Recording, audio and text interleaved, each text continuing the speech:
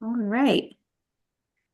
Good morning, everybody. Thank you for joining the first BRTB ICG meeting of the year. And as I was saying before, Happy New Year, and hopefully everyone's doing well and ready for this 2026. Wanted to kind of go around welcome and introductions for everybody. I think most of you know everyone, but we have a couple new people. So I just wanted to have everyone have a chance to introduce themselves. So I'll just kind of go down my list here, starting with Keith. Good morning, Keith Kacharik with BMC. I am transitioning out of the tip coordinator role and turning that over to Nicole. So just here for the ride today. I guess with that, we can go to Nicole next. Hey, good morning, everyone. I'm Nicole Condell. I joined BMC recently, as Keith mentioned, as a transportation program analyst. I've been with the group about a month, and I'm stepping into the tip management role. My previous role was an environmental transportation planner with Jacobs Consulting, as a couple of you are very familiar with. Um, and in that role, I was supporting statewide transportation planning, including with regional planning and folks at MDOT.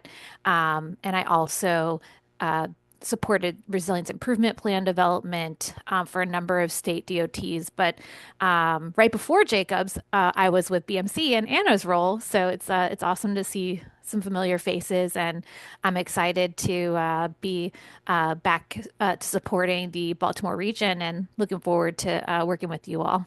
Thank you. Awesome. Yeah, we're happy to have you, Nicole. Um, Virginia. Yes, Virginia Burke with MDOT and one of the voting members. I'm actually sort of a temporary MDOT representative. Sophia Cortazzo is the typical representative. She's out on parental leave, returning very soon, maybe within the month. But we said for the purpose of this conformity process this year, I will stand in for her. Great. Yeah, thanks, Virginia. Regina. Hi, good morning. Regina Aris, BMC. Thank you. Brian Ulrich. Hi, I'm Brian Ulrich, representing BRTV from Arundel County. Yeah. Catherine. Morning, Catherine Salarano from MDE. I'm in our planning program, and I usually work on SIP stuff. Awesome. Raman. Hi, good morning. This is Mohammad Mukhlisur Rahman. I'm a travel demand modeler at BMC. You. Let's see. Everyone's jumping around when they unmute themselves, so having a hard time seeing. Marcia, you want to just introduce yourself? Yes, I'm sorry, I'm a few minutes late, Anna. Okay, no problem. Marcia Ways, Mobile Sources at MDE. Great.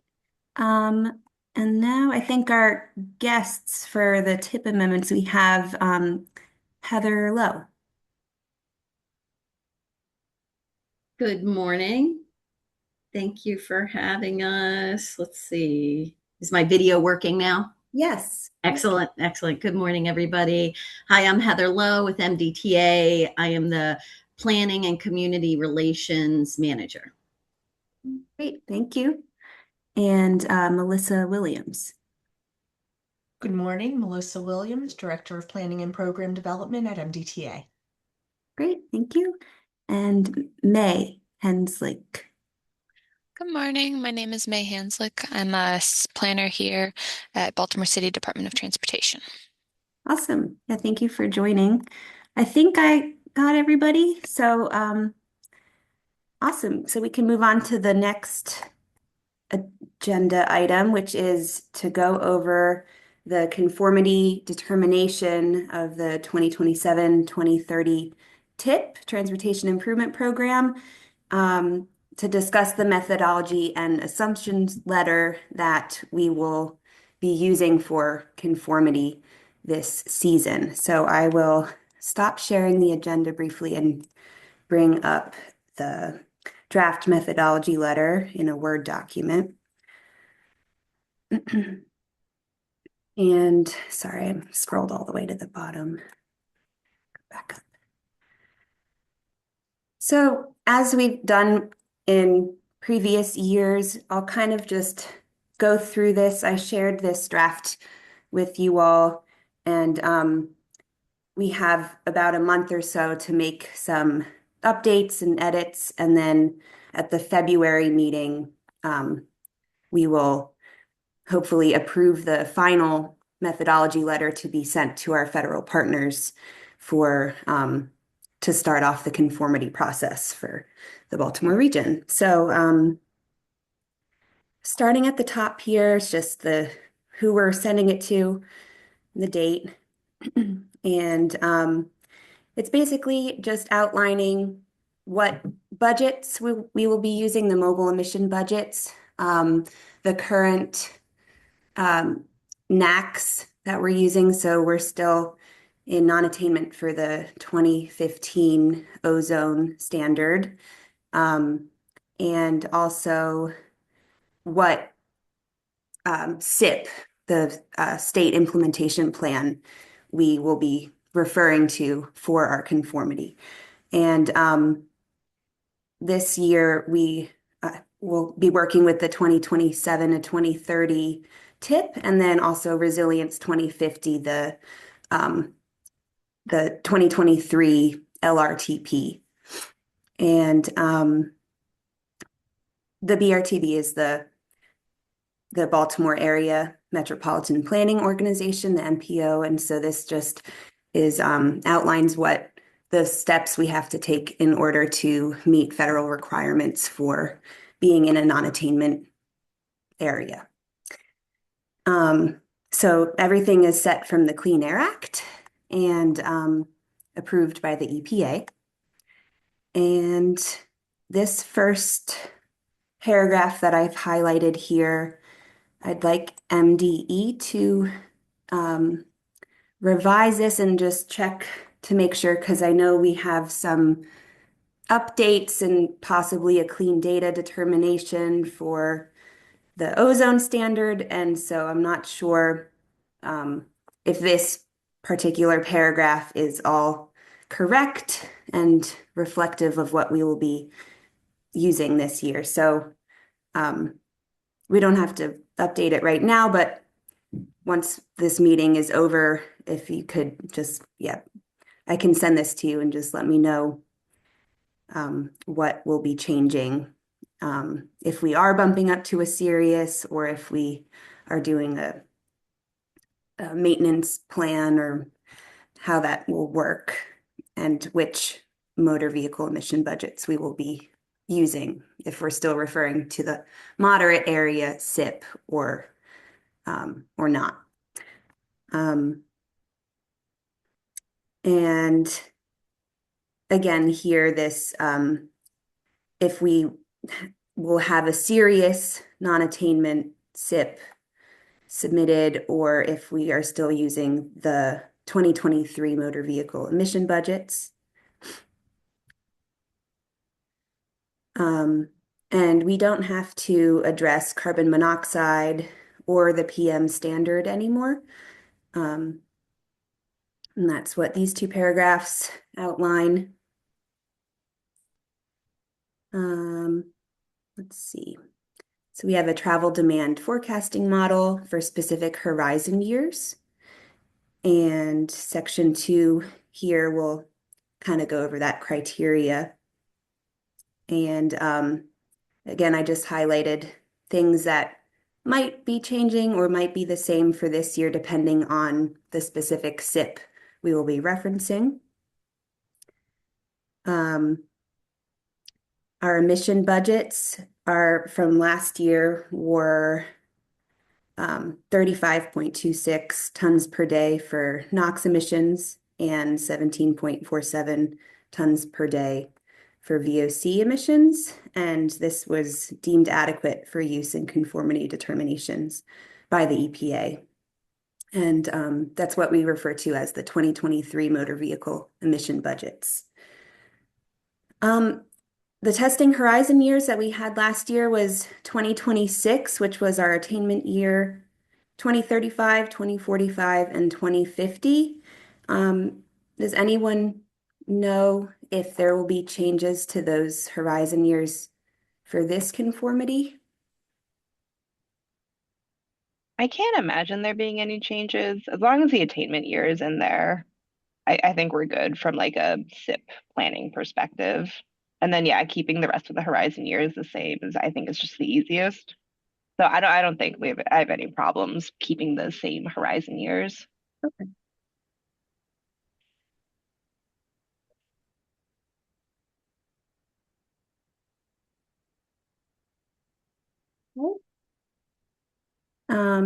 For our travel demand model, we still have the 2019 validation and an activity-based model from the 2008 household travel survey and calibrated from the 2019 household travel survey.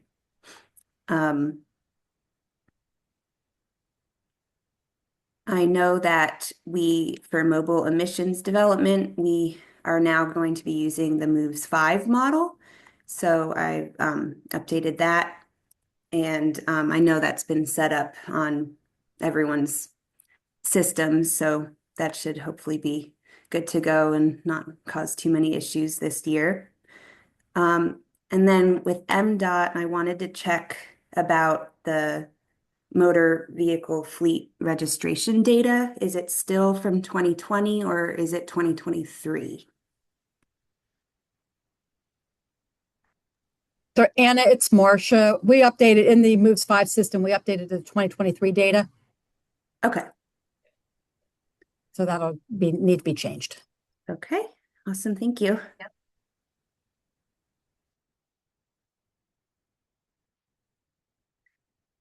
And okay. And then is this vehicle emissions inspection program, is this statement still accurate? It's Anna, again, it's Marcia. It's still accurate, but we've been doing this for a year or so now, so I'm not really sure we need to keep reiterating it. Okay. So I think since we had it in last year and maybe even the year before that, it's just time to take it out. Okay. I'll just it's an old change already. delete it now. Okay. Great. Thank you. So the socioeconomic assumptions, we're still going to be using the round 10 forecasts for this year. Our cooperative purchasing group? No, I forget what the CMP group is for BRTB is updating to round 10A for, I think, for use for next year. So Right. it involves looking at the US Census and making updates to the population forecasts and other projections for future employment households. And so that should be updated for pretty soon, starting now. And for planning assumptions, we still have our 3 project categories: exempt, non-exempt, regionally significant, and non-exempt, not regionally significant.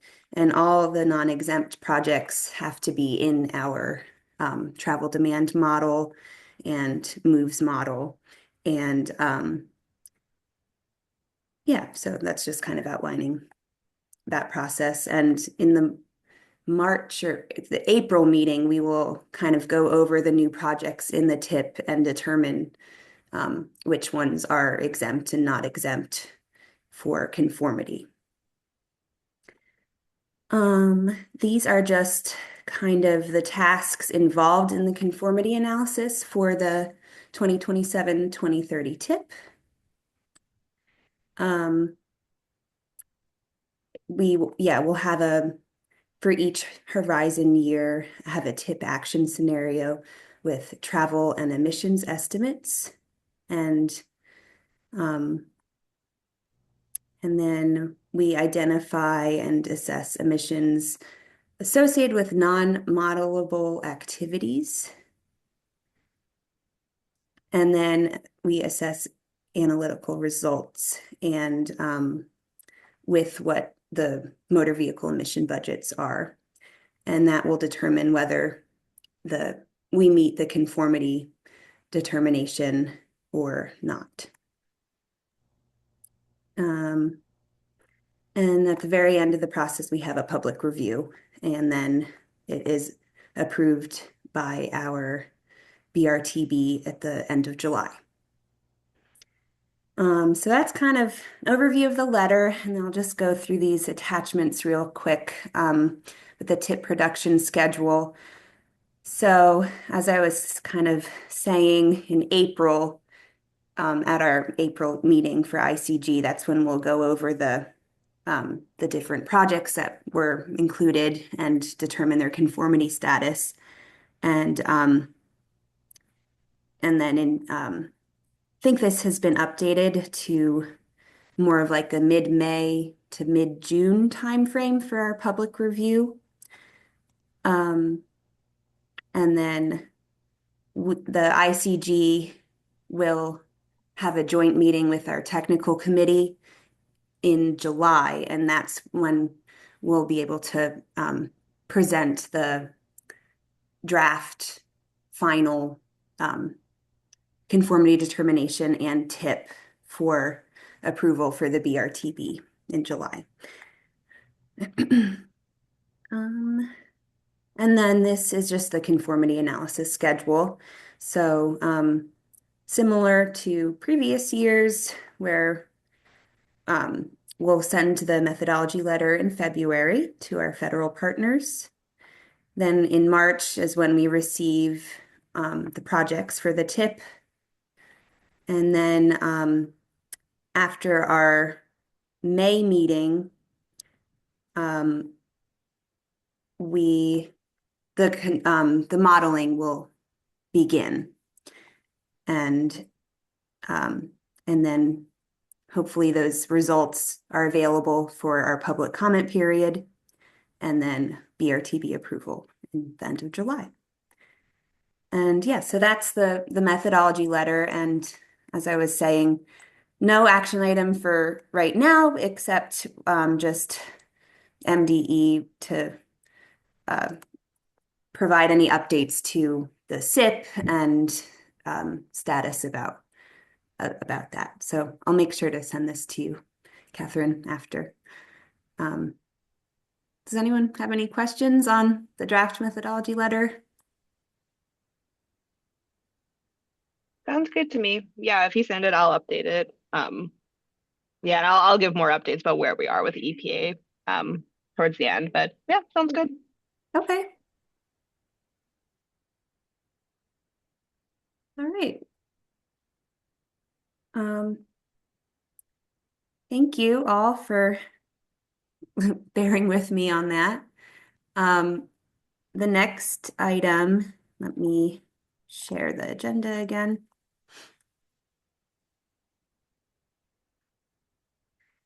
The next item, we will go through the 2026 to 2029 tip amendments for January. And so actually, I'll turn it over to Nicole to share information, and then we have our presenters about the tip amendments. So Nicole. Thank you very much. Yes, so we actually have two tip amendments for review today. We had three, but one is being pushed to February. So two for today. We have BRTB resolutions 2620 and 2621, and both of these projects are recommended to be exempt. I'm going to share my screen. The first one, let's see here. The first project for review is the Bay Crossing study. And this one is going to be a newly added project to the tip. And I will go ahead and pass the mic over to Heather to present the project details. Thank you, Nicole. Can you still Okay. hear and see me? Sure can. Okay, great. Had some trouble yesterday, so I'm Doing feeling great. a little nervous about that. Okay, so good morning. Thank you so much for having us this morning. I can go on to the next slide to give you a little project overview. So the Chesapeake Bay Crossing Study Tier 2 NEPA, you'll hear us call it the Tier 2 study. The purpose of the project is to address existing and future transportation capacity needs and access across the Chesapeake Bay and at the Chesapeake Bay Bridge approaches along the US 5301 corridor. The study is evaluating measures to reduce congestion, improve travel times and reliability, mobility, and roadway deficiencies, and accommodate maintenance activities and navigation while minimizing impacts to local communities and the environment. Next slide. So this slide shows our project schedule. As you can see from the We Are Here bubble in yellow toward the right of the roadway there, we're getting pretty close to the end of the study, but we began the study back in June of 2022, and we've had 3 rounds of public meetings for the project, and we are coming up on releasing the draft environmental impact statement later this month and holding those draft EIS public hearings next month. And after the public hearings, we will be reviewing and considering all of the comments that we receive on that DEIS and working with our agency partners to develop a combined final environmental impact statement and record of decision. And that final EIS and record of decision is the completion of the NEPA study. After the NEPA study is complete, we would be looking to move into procurement to pull together the teams that will be working on design and construction for the project. And if all the stars align and we're able to secure funding for the project moving forward, we could begin construction in 2032. Next slide. So we're here today, as Nicole mentioned, to request that the study be added to the TIP. At this point, the study, we anticipate it would be exempt from the conformity analysis, and that's what we're here to talk about today. And as we are presenting to you today to confirm that exemption, in the spring of this year, we will be back again to request another TIP amendment that would include funding, engineering funding past that planning phase for the project. And at that time, a conformity analysis would be required. Okay, next slide. And you'll see here what we're requesting to add to the TIP as far as funding is $7 million to finish off this fiscal year and the completion of the NEPA study, the planning study. Next slide. And that's it in a nutshell. Let me know if you have any questions. I also have Melissa Williams here today, who is the director of planning and project development at MDTA, and she and I work hand in hand on managing this project. Thanks, Heather. Thank you. Yeah, thank you. I guess, Nicole, should we go to the second one, and then at the end we can open it up for questions and then a vote? Sure. Okay. Happy to move on. So our next project to present today is for Resolution 2621 for the Baltimore City, Washington Street Bikeway and Traffic Calming. And we have May here to present the details on this project as well. Hi all, good morning again. I'm here to talk about the Washington Street Bikeway and Traffic Calming Tip Amendment. Next slide, please. Just a quick overview of this project. This would be a project located here in Baltimore City along Washington Street from Sinclair Lane to Alisana, so the southeast corner of the city. It would upgrade the road to include a 2.1 mile two-way cycle track on the west side of the street. It would also upgrade close to 200 ADA ramps. We would be making signal upgrades at 16 signalized intersections along the project corridor. Most of those will be rehab. Some of them will be simply some improvements to ped heads. And we will also be adding 10 bus boarding bulbs and corresponding bus pads along the project corridor as well to improve transit efficiency. The goals of this project are to reduce speeding, improve safety, especially for vulnerable road users, and expand multimodal connections across the city, especially when we're thinking in terms of our on-street separated bike infrastructure. Next slide. The current status of this project is that we have reached the 95% design phase, and we are in the process of incorporating comments from our reviewers. We are awaiting comments from SHA, which we will then incorporate. We received our NEPA PC in December, just last month, as well as an HSIP award for construction. Next slide. So because of those last two things, we need to make a TIP amendment to just cover the updated estimated construction costs, as well as accurately update the matching local funds. So we want to specifically include the recent HSIP award. That's $4.5 million, four of which is federal funding, and then the corresponding match. We also need to reallocate some funds from a different TIP ID 12-1218-07. This is our citywide traffic signals and intelligent transportation system. We were a bit short on our construction budget.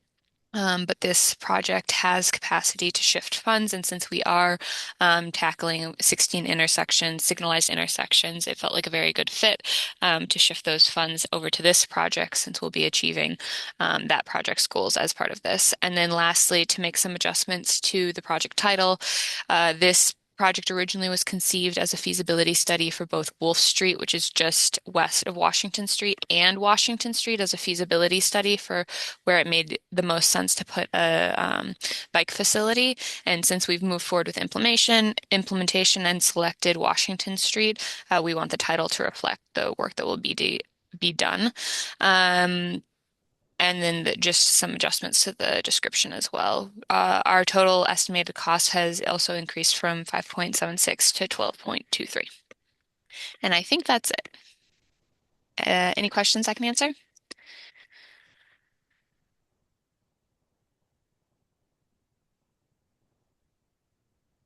Great. Awesome. Appreciate you all, Heather, Melissa, May, for being present today to present project details. Thank you so much. And I guess I will go ahead and pass it over to Anna to move forward with these discussing these two TIP amendments. Great, yeah. Thank you, everybody, for presenting.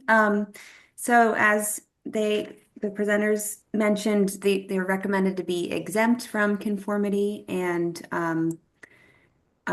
so if there's no other questions or anything, and the voting members agree, can I please have a motion and a second to approve the conformity exemption status of the TIP amendments? MD will make a motion. That will second the motion. Thank you. And all in favor, please say aye. Aye. All right. Thank you. So the conformity status of the TIP amendments are approved. Thank you, everybody. Okay. I will share the agenda again so we can move on to the next item. So next item is just member updates. If anyone has anything to share, I guess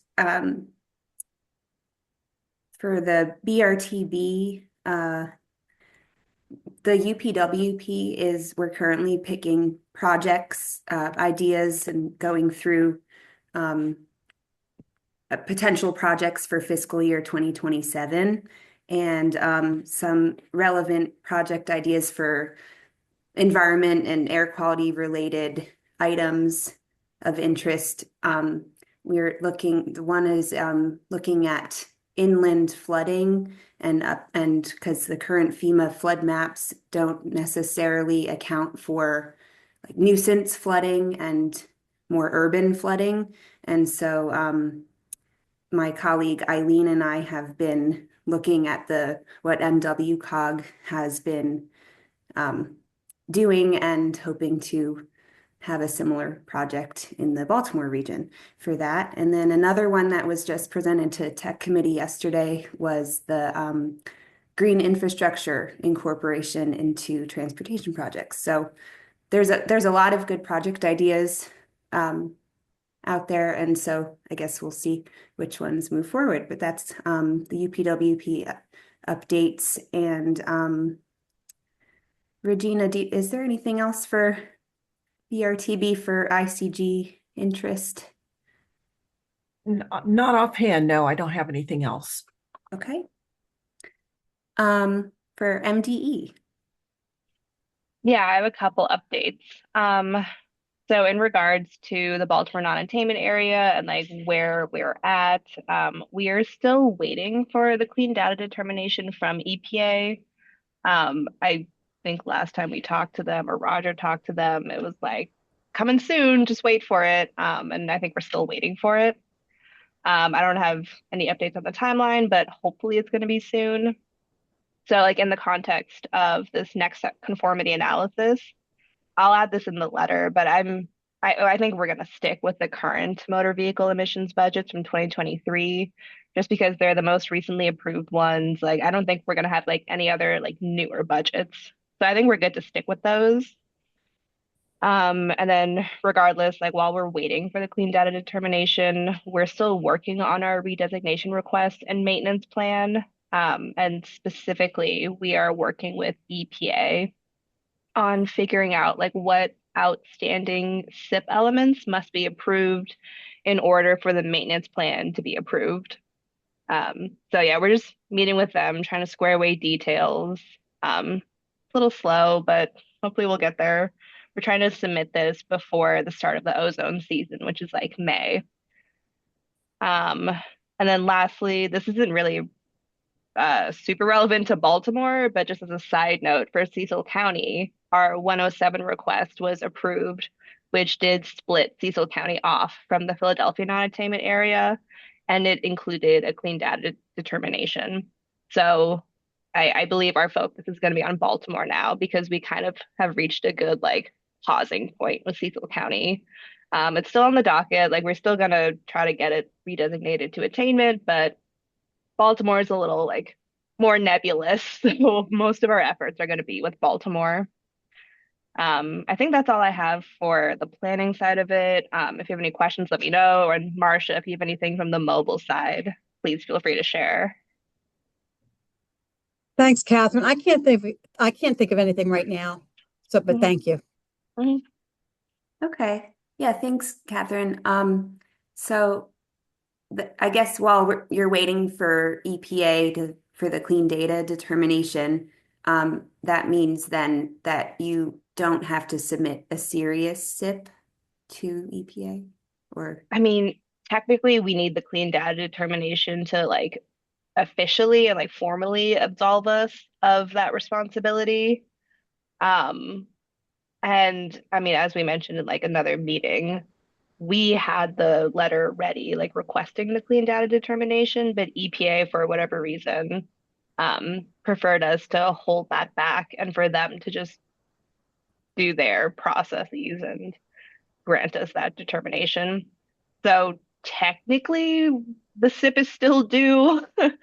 Um, but yeah, we're just waiting for that clean data determination. okay.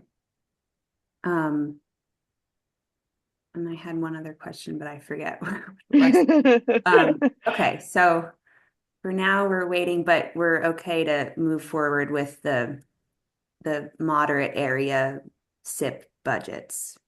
Yeah, regardless, we should be using those budgets, like Okay. no matter what happens. Okay. Okay, thanks. Yeah. Well, I guess wait to hear if you guys hear anything from the EPA, but sounds good. Thank you. Um, MDOT. Yes, I actually have just sort of a process update, and it has to do, this will come to bear later this year, so not even remotely urgent, but this is the year for the CMAQ program, so that's congestion mitigation air quality. This is the year that we do the sort of the full period performance report for the last 4 years. So that's fiscal 22 through 25, and also the target setting for the next 4 years. So that's 26 through 29. That is a process that sort of gets going in maybe April. We have some internal work at MDOT happening between now and April. My recollection is last time we did this might have come through tech committee with maybe courtesy updates for ICG. I'll have to look it up. It could have been opposite. So it sort of tracks through both committees and then ends up at the BRTB. Anna, I will probably reach out to you directly on this sort of process, which committee when. But that's my recollection off the top of my head. Anyway, so that's CMAQ and that's air quality in actually all non-attainment regions in the state that we do that for. So Baltimore is one of them. Okay, yeah, and you're correct. I think for the mid-performance period update, we presented to the tech committee in August, I want to say. And then Yes. yeah, and then the BRTB at the end of August, and then it was approved, and then we sent it to you guys for inclusion in your plan. Exactly right. All right, Right. that's all I got today. Your submittal, I think, to the feds is by October 1st. And our BRTB doesn't meet until September 29. And we just didn't want to, just in case something happened, we decided to try to move it through the committees in August. Exactly right. And I think with good planning, process planning, we did it, Regina. But yeah, and that worked well. So that helped MDOT meet its October 1 due date to the Federal Highway Administration. And we may as well, Anna may not want to share publicly, but she's going to be out for a bit in the middle of this calendar year. So we're probably going to tap Nicole, who worked on this before she left us. So between Anna and Nicole, we've been talking about the schedule and what needs to happen. So right on target, Virginia. Good to bring it up. Absolutely. And we'll talk soon for sure. Great. And I don't think, yeah, we don't have any of our federal representatives on today, so we can just skip right ahead to other business. Actually wanted to share a little bit. So on the BMC side of things, so the BRTB is staffed by BMC, and BMC has other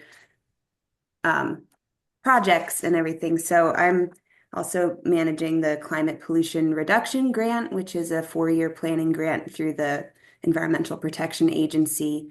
And so just some updates on that. We submitted our regional comprehensive climate action plan to the EPA on December 1st. And that kind of outlines greenhouse gas reduction measures and actions that the region can take to reduce greenhouse gas emissions. And the steering committee was made up of staff from each jurisdiction's like sustainability and planning departments. And as of now that that's been submitted, we're working on a climate training project for jurisdictional staff. And we have a consultant on board to help with that, develop 5 climate like e-learning courses that the jurisdictions will be able to customize and make relevant to their individual jurisdictions. And we're hoping the kickoff is actually today. We have a kickoff meeting later today and anticipated to wrap up by the end of this calendar year. So we're excited about some of the other climate and resilience related work here at BMC too. So that's what I have to share. And does anyone else have anything else they'd like to share today?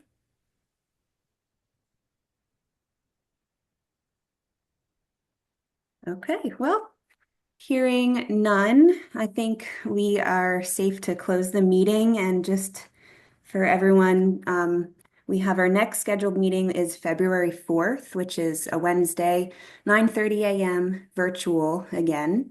And yeah, so I'll be in touch with the draft methodology letter and those meeting materials and minutes from today will be available 2 weeks before the next meeting. So yeah, thank you everyone for joining and looking forward to seeing you all in about a month. All Sounds right, good. take care. Thank you. Thanks so much. Take care, guys.